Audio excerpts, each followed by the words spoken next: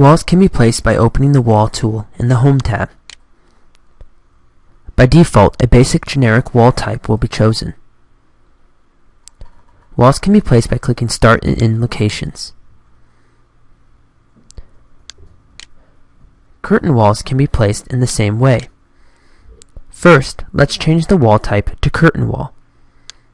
And as with the generic wall type, we can select the beginning and end locations of the walls to place them.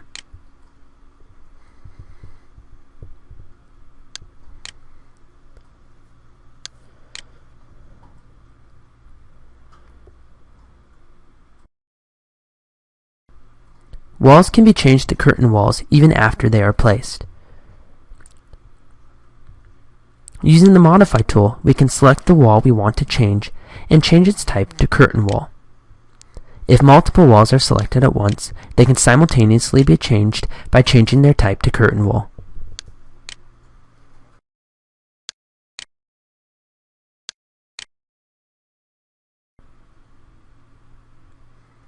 Once curtain walls are placed, they can be edited in much the same way as generic walls. After selecting a wall, let us assign a new temporary dimension.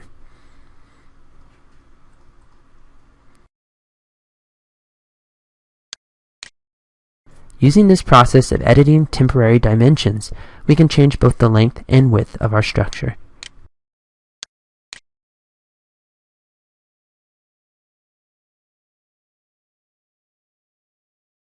Once curtain walls are placed, let's change the large panels into smaller panels by changing the curtain grid pattern. Let's change the larger panels into smaller panels by changing the curtain grid pattern.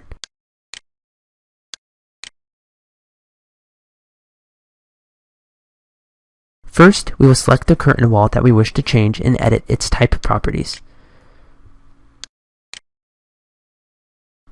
Currently, the vertical and horizontal grid patterns are set to none. Before editing these type properties, let's duplicate the type and rename it Curtain Grid Example. Now, let's change the layout of the vertical grid pattern to Fixed Distance. This will allow us to enter a fixed spacing for each of our vertical grids. Let's also change the horizontal grid pattern to Fixed Distance and assign it a new spacing also. Once the patterns are created, select OK to create the new type. Grid patterns can be easily changed by editing their type. We can change the spacing and repeat the process until the desired pattern is achieved.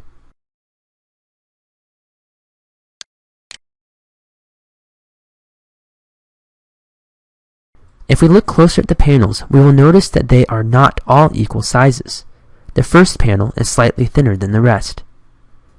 This is because the length of the wall is not evenly divisible by the spacing set in the grid pattern.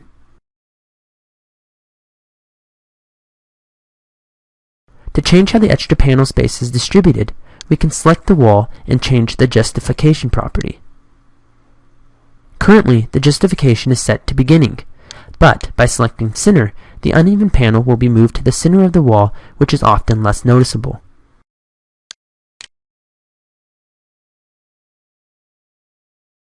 There are other ways that we can define a grid pattern besides Fixed Distance. Let's edit the type and change the vertical and horizontal grid pattern layout to Fixed Number. When done, this will gray out the spacing option, as Revit will calculate this value based on the desired number of panels. Select OK to apply these changes. We can change the desired number of horizontal and vertical grid lines by changing the wall's properties. This option creates equally spaced grid lines, and therefore there is no need to alter the justification.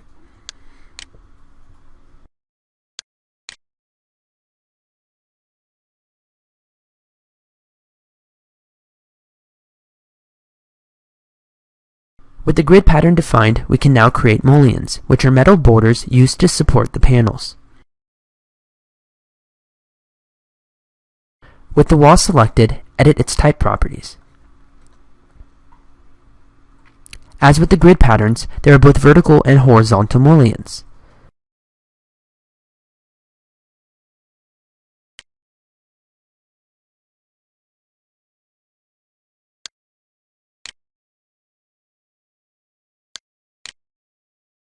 Let's change the interior type to rectangular mullions for both the vertical and horizontal mullions. We can also change border 1 and border 2 to rectangular mullions. This will apply mullions to every grid line segment that we have created. Once these options have been set, we can select OK and the mullions will be displayed in our model.